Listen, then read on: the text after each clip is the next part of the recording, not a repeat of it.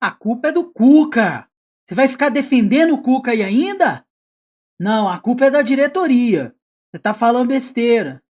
A culpa é dos jogadores. É uma vergonha que esses jogadores estão fazendo em campo. Até quando nós vamos ficar atribuindo culpas e parar de olhar a verdadeira realidade? Melhor a gente parar de polarizar, né? E começar a realmente enxergar os fatos que estão bem no nosso nariz. Vamos conversar sobre isso?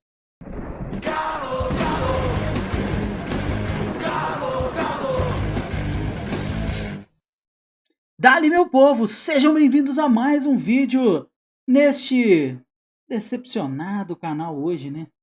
Léo Brasil aqui. E hoje, galera, eu tô aqui num vídeo que normalmente eu não costumo fazer, vídeo de pós-jogo, né? Porque tudo que eu tinha pra falar eu falei ali perto do jogo. Eu não sou aquele cara que, vou esfriar a cabeça. Não, eu já falo as coisas já que eu penso e não mudo tanto de opinião por conta de nada disso. E tem bastante coisa pra conversar hoje sobre esse jogo aí. Vários pontos, né? Eu vou destacar alguns aqui. Cuca, diretoria, jogadores, arbitragem.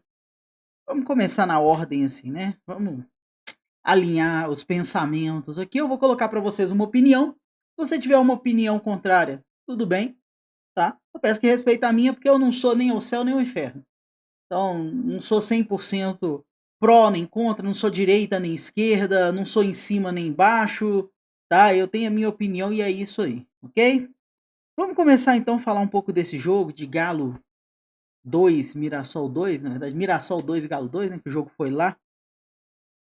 E algumas questões. A primeira delas, sim, vou repetir algo que já está sendo falado aqui há 2 anos,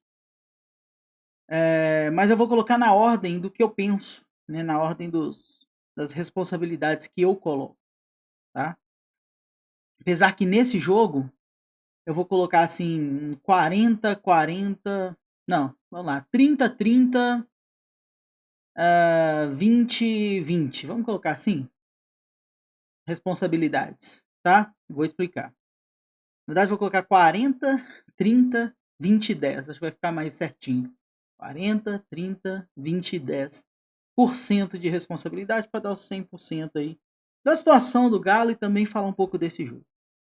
Primeiramente, 40% topo. É aquilo que a gente já vem repetindo várias vezes e não adianta.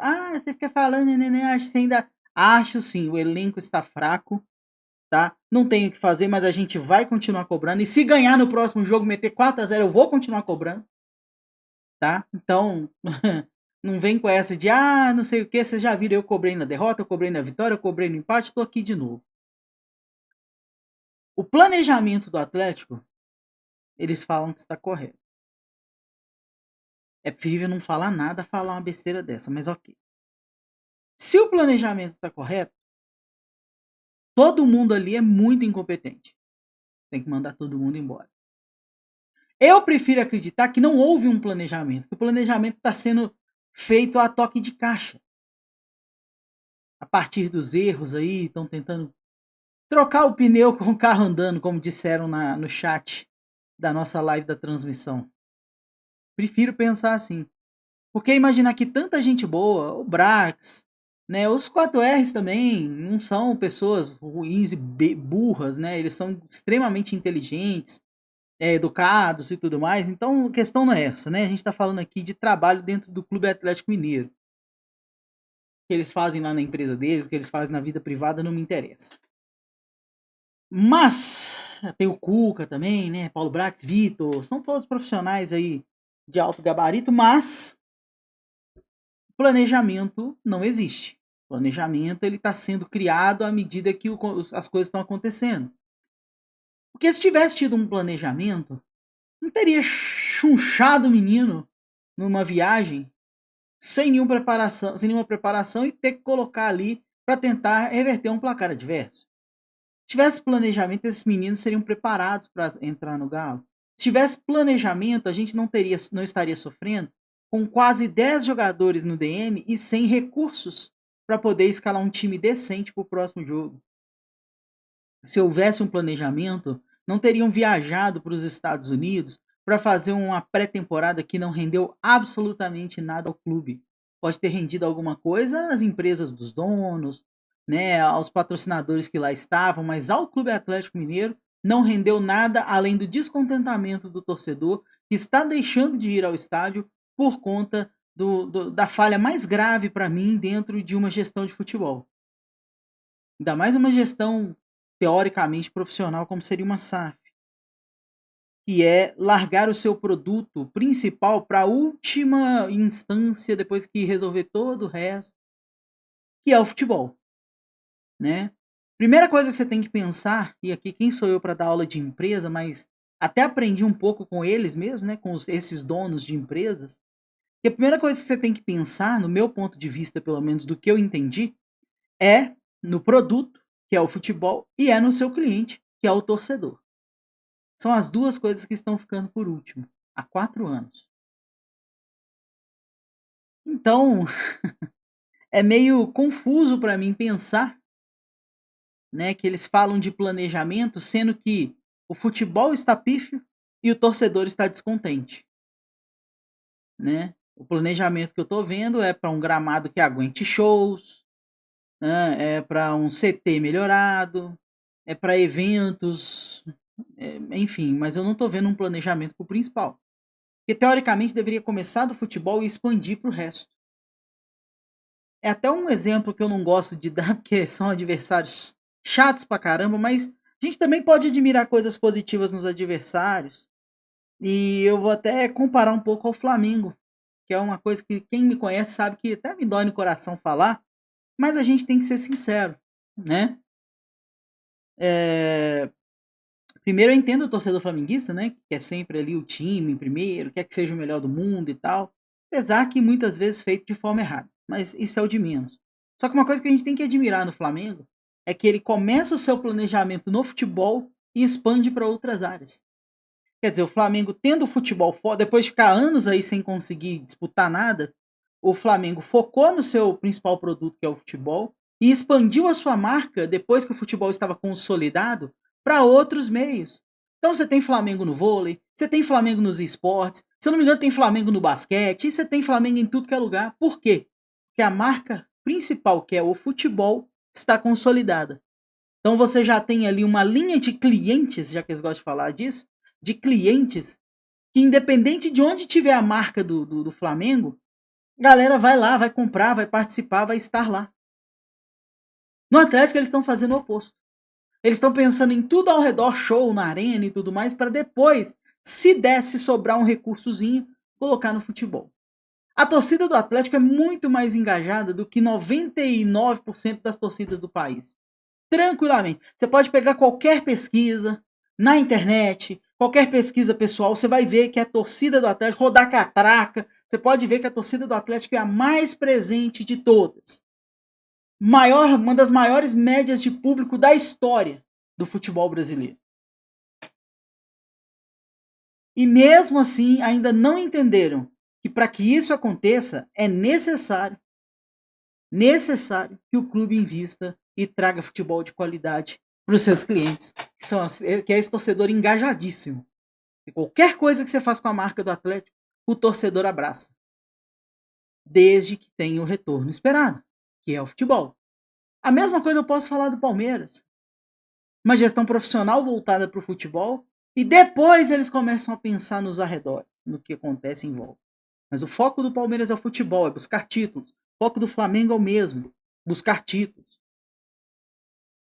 O foco do Atlético parece que não é este, porque o futebol está ficando em segunda praça. Pelo menos eu espero que seja isso, porque senão é uma demonstração de incompetência futebolística. Estou falando empresarial, nem nada disso, mas futebolística sim. E eu prefiro acreditar neste momento, né? Hoje, eu estou gravando esse vídeo, dia 27/4, que é o momento que está saindo esse vídeo, na verdade, né? Eu prefiro acreditar que o Atlético não está simplesmente abrindo mão, fazendo um planejamento completamente errôneo de propósito. Né? Seria, não sei, seria talvez aí desesperador para qualquer torcedor. Então sim, a primeira atribuição que eu vou colocar é a diretoria. E calma, vou falar de tudo. Aí você tire suas conclusões. concordar, discordar, aí é questão sua. Então, nós vamos ter que sofrer e esperar até o meio do ano. E eu não estou falando que o elenco está terrível, eu vou manter o que eu falei. Eu acho que o elenco é até de certa forma qualificado, sabe? Nós temos um elenco que não é ruim, mas é muito fraco no sentido de não técnica, habilidade simplesmente, mas de peças mesmo, de necessidade de jogadores qualificados para manter ali o mesmo nível. Hoje eu acho que o Atlético tem 13 titulares, 14 titulares talvez, e um reserva, e o restante reserva ou abaixo disso. Ah, Léo, mas então o que você está falando que está faltando? Está faltando os outros titulares, os outros que talvez brigassem ou mantessem o nível dessa titularidade. Para que isso acontecesse, a gente tinha que ter pelo menos 28 jogadores a nível de... Não precisa nem ser de brigar todos por titularidade, mas pelo menos de manter o nível. E aí depois desses 28, você coloca ali uns 10, 15 jogadores para ser reserva, base, enfim. Aí quando eu falo reserva, por exemplo, eu coloco jogadores como o Igor Gomes, que eu acho que é um ótimo reserva, Igor Rabelo, que muita gente criticou nesse jogo, e tudo bem, né? A gente não sabe por que ele nunca entra, nunca joga, mas o Igor Rabelo também, para mim, é nível reserva, não é nível manutenção de elenco, né? Tô falando assim, Igor Rabelo e Igor Gomes, por exemplo, são jogadores que do meio para lá do jogo você pode colocar que seguram a onda. Agora, no momento que você precisa começar com eles, esquece, não funciona. Eu tô até adiantando a parte do elenco, que para mim eu coloco ali meio que num terceiro. Já tô falando dos jogadores também, que antes dos jogadores, aliás, antes dos jogadores, no jogo de hoje, tá? Vou falar só do jogo de ontem, no caso. Eu colocaria o Cuca ali na segunda instância para esse jogo, não para a situação do Galo. Para a situação do Galo eu inverto e coloco o Cuca lá em último. E eu vou explicar por quê. Mas para esse jogo agora, eu entendo a situação do Cuca, que não tem jogadores, né, para fazer essa substituição com toda a qualidade que precisa, mas tem coisa que pode evitar. Tem coisa que o Cuca poderia evitar. Estão falando aí que o Galo entrou com 3 zagueiros, não entrou com 3 zagueiros, né? O Alonso fez a lateral, só que era um lateral improvisado. Assim como o Rubens é improvisado, assim como outros jogadores acabam jogando improvisados sempre que entra. Quer dizer, como é que você fala de um planejamento certo, e aí eu vou juntar os 30% do Cuca com os 20% do elenco para o jogo de hoje, tá? Na situação geral, eu coloco o Cuca ali naquele 10% final, que hoje eu vou atribuir à arbitragem. Mas normalmente eu inverto, né? Colocaria ali o Cuca lá para baixo, o restante mantém, né? Diretoria, jogadores, arbitragem e Cuca. Normalmente é isso. Hoje eu coloco o Cuca ali porque ele tinha a opção de fazer o simples, o básico que vinha funcionando. Quer dizer, você perdeu ali, por exemplo, alguns jogadores, o Alan Franco hoje estaria à disposição, colocar Alan Franco e Fausto Vera no meio com o Rubens à esquerda. Foi inclusive o time que eu coloquei aqui no aplicativo, na escalação do aplicativo. E aí na zaga você mantém o Alonso e quem puder ir na direita, né? Não tem o Lianco? Eu talvez optaria até pelo Ivan Roman. Estava bem. Ou pelo Igor Rabelo, que teoricamente seria o direto, mas o Igor Rabelo não me passa confiança, né? O Ivan Roman vinha mostrando bom trabalho. Podia ser até ser o Rômulo, como foi. Não tinha problema. Apesar que o Rômulo é canhoto, mas não tinha problema. Mas o Alonso tinha que ser esse cara da contenção. O Alonso tinha que ser esse cara da segurança. Né, o mais habilitado para isso. Ah, mas ele já jogou lá na seleção de lateral, mas não joga no Galo na lateral. O Rubens já jogou na lateral pelo Galo. Ele consegue segurar a onda ali naquela posição. Então, aqui eu atribuo, né, a falha do Cuca para esse jogo. Só que também não adianta nada o Cuca fazer qualquer tipo de alteração e os jogadores não corresponderem em campo. A gente pode pegar aqui e contar nos dedos quem foram os jogadores que realmente foram diferenciais e que ajudaram o Atlético nesse jogo e que no final estavam extenuados, acabados por tentar e às vezes ter que fazer até a posição de outros jogadores. A gente pode falar aqui do Hulk, que novamente carregou o time nas costas, e de novo eu insisto, o Hulk tinha que ser aquele jogador agora, neste momento da vida, para ser carregado pelo Galo e não para ficar carregando o Galo como foi em 2021, tá? Mas hoje jogou bem o Hulk, Coelho extremamente esforçado, eu particularmente gostei do jogo dele. O Rubens, muita gente fala, critica e tal, e fala que para mim o Rubens tem técnica, assim, é um grande jogador, mas cada dia tá numa posição diferente. Cada jogo tá. No mesmo jogo ele joga em neste jogo hoje ele jogou em 2, 3 posições diferentes. Se eu não me engano, foi 3 posições diferentes. Então, como é que você vai firmar um jogador numa posição para ele ser habilitado para aquilo, para ele ser um expert naquilo? Ah, mas eu gosto de polivalência. Desculpa. Para quem gosta de polivalência, eu aceito a polivalência, mas eu não gosto. Eu gosto de jogadores que sejam eles podem até funcionar em outras posições quando necessário, mas ele tem que ser excelente em uma posição. Isso no futebol lá atrás já mostrou. Ronaldinho era excelente na posição dele. Você podia colocar ele até dos lados, mas no centro ali armando jogada era o que o Ronaldinho fazia de melhor.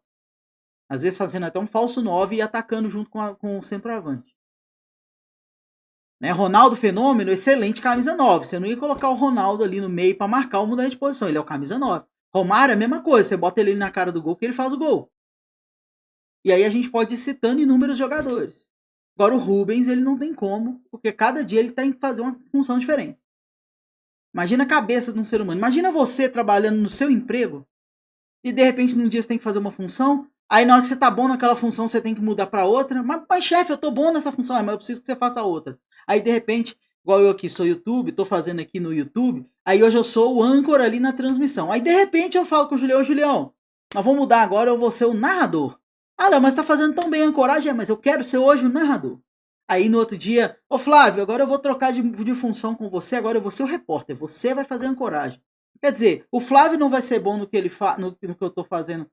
Ele pode até ser bom, melhor do que eu e tal, mas naquele primeiro momento, quando tiver aquela primeira troca, o Flávio não vai conseguir fazer da forma que eu faço, eu não vou conseguir fazer da forma que ele faz, e o Julião também, e o Léo Koski, e assim. Sabe? Então é uma bagunça isso que acontece no Galo hoje com os jogadores. Que a polivalência tira do cara a possibilidade de ser um expert em uma posição. E para a seleção, por exemplo, você precisa de ter um cara, talvez que seja polivalente, ok, mas que seja expert em uma posição.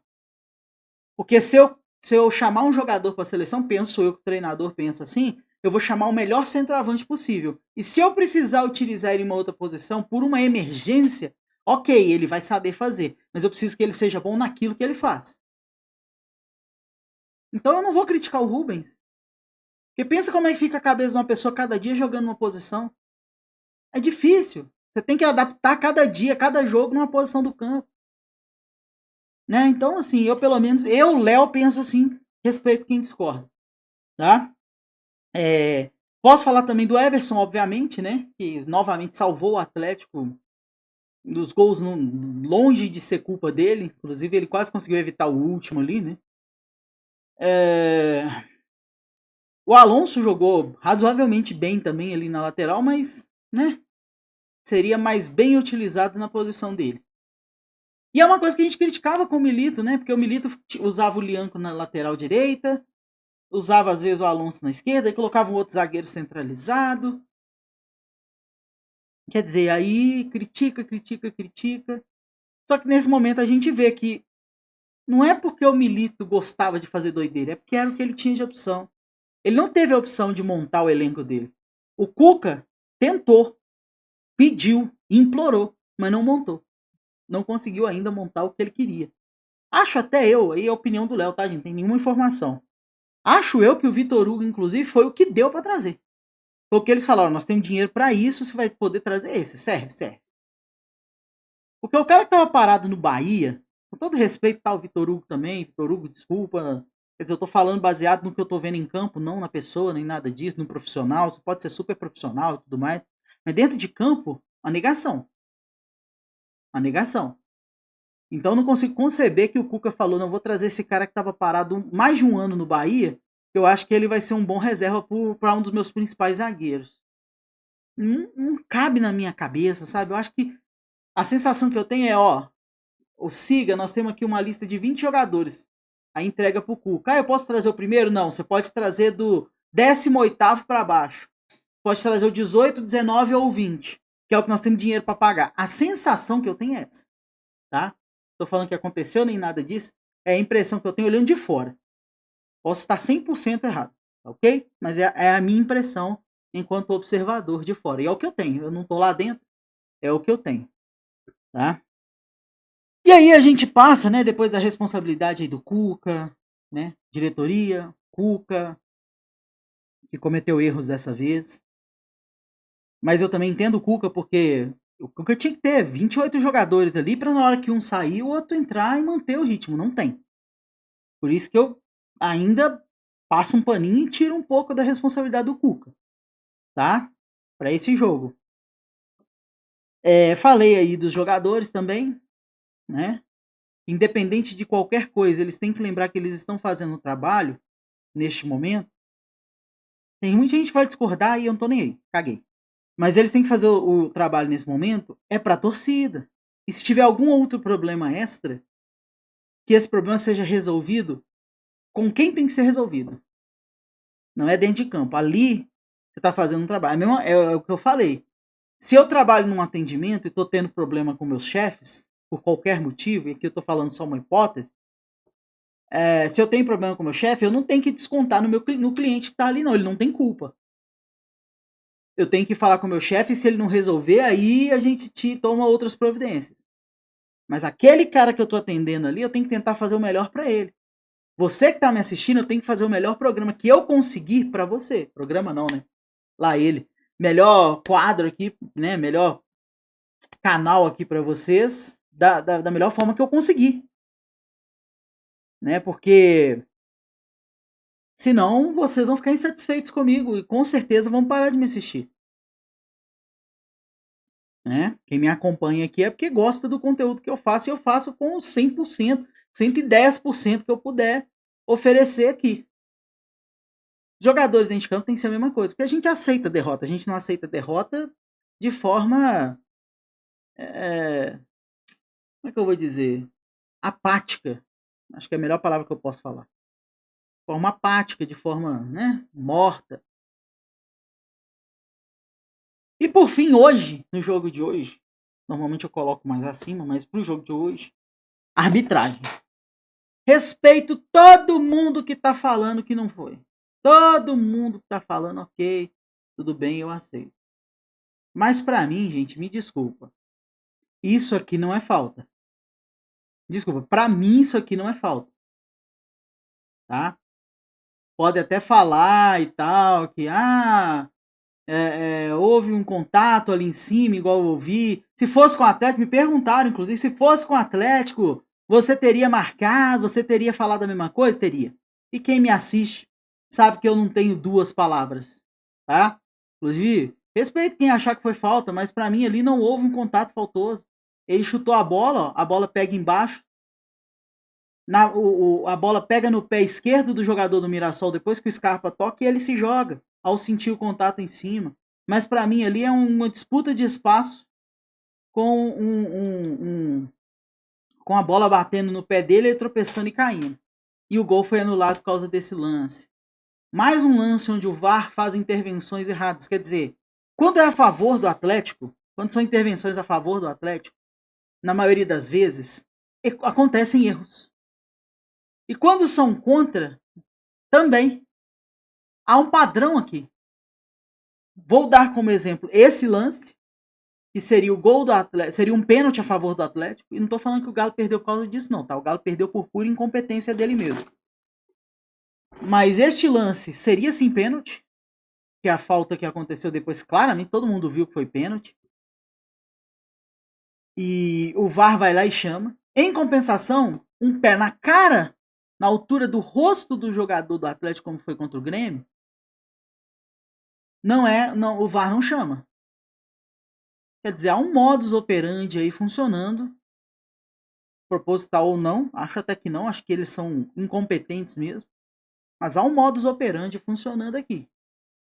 E na dúvida, atrapalha o Atlético, não o outro time. E eu tô falando isso vendo o que aconteceu em outros jogos. Neste jogo, por exemplo, do Fortaleza, ontem jogou Fortaleza e Sport. A bola do Fortaleza bateu vários centímetros dentro do gol. E eles foram lá e anularam o gol. O Sport foi prejudicado em várias rodadas aí para trás também. Dessa vez ele foi beneficiado com o erro. Então não estou falando que o Atlético está sendo prejudicado propositalmente por X, Y, Z, porque eu não tenho nem como comprovar isso. Mas que existe um modus operandi no sentido de erros crassos, existe. E em vários jogos. Hoje o que é prejudicado, amanhã é beneficiado e não fala nada. Vocês acham que o time do Sport vai comentar alguma coisa sobre esse lance que foi anulado? Não vai. Mas o Sport vinha sendo prejudicado em vários jogos, eu assisti. E nesse agora ele foi beneficiado e não se fala. O Atlético foi prejudicado novamente. E no jogo passado, só para constar aí pra galera que acha que eu sou clubista, no jogo passado eu falei que o Hulk deveria ter sido expulso pela falta que ele fez. E não foi. Neste jogo de ontem, o pessoal falou que foi uma falta e eu falo, acho que foi no Everson, inclusive, eu falei, não foi falta. Não foi falta, não foi falta. E não foi falta. Ok? Então, assim, não é clubismo, é a realidade do que eu estou observando de acordo com o que eu penso. Se você pensa diferente, respeite o meu modo de pensar, que eu respeitarei o seu. Mas a arbitragem tem errado copiosamente em todos os jogos contra o Atlético. Todos os jogos. E aí a gente pode citar outros vários aí que foram prejudicados, mas não vou entrar nessa seara, não. Para finalizar, se o Atlético, os jogadores, o Cuca, não começarem a pensar e a refletir um pouco mais no que fazer para poder segurar a onda até o meio do ano, e se no meio do ano acontecer realmente o que vem sendo falado, que o Atlético só vai correr atrás de 2 meio-campo e um atacante, que seria novamente um grande sofrimento para nós vamos passar um ano pior do que o ano passado. E isso me preocupa, porque pior do que o ano passado é só o rebaixamento. Eu não sou aqui agente do caos, todo mundo sabe que eu sou o atleticano mais apaixonado que eu posso ser, que eu vou sempre até o último suspiro aqui apoiar o Galo, mas eu tenho que ser realista de acordo com o que eu estou vendo historicamente nesses anos de SAF. Em 2021 foi excelente, não era SAF. Ah, mas a gestão era mesmo, não me interessa, não era SAF. A partir do momento que a SAF assumiu, 2022 foi bem pior que 2021, 2023 foi bem pior do que 2022, 2024 foi o supra-sumo do pior. Ah, chegamos em 2 final, mas não levou. Então não interessa. Ninguém vai lembrar na história do time que foi vice-campeão. Né? Eles vão lembrar do Botafogo que foi campeão de um e do Flamengo que foi campeão do outro. Então não interessa para o torcedor isso. E esse ano, e no ano passado a gente quase rebaixou. Se continuar essa tendência de piora ano a ano, esse ano não tem mais para onde ir.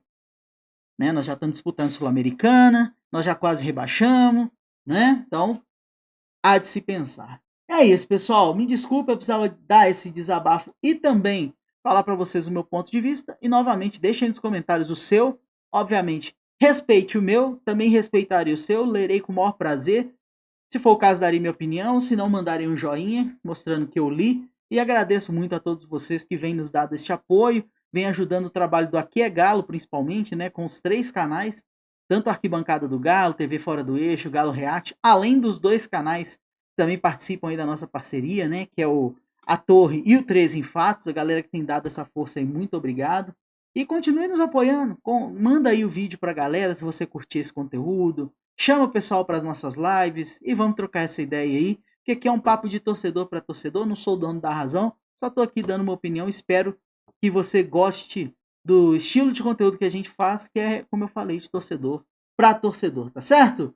Muito obrigado, não esquece de deixar o like para dar aquela moral pra gente e também inscreva-se no canal caso ainda não esteja inscrito, afinal de contas é por esta inscrição que o nosso trabalho irá atingir veículos maiores e alcançar mais e mais atleticanos que pensam assim como eu, assim como você, no melhor pro Galão.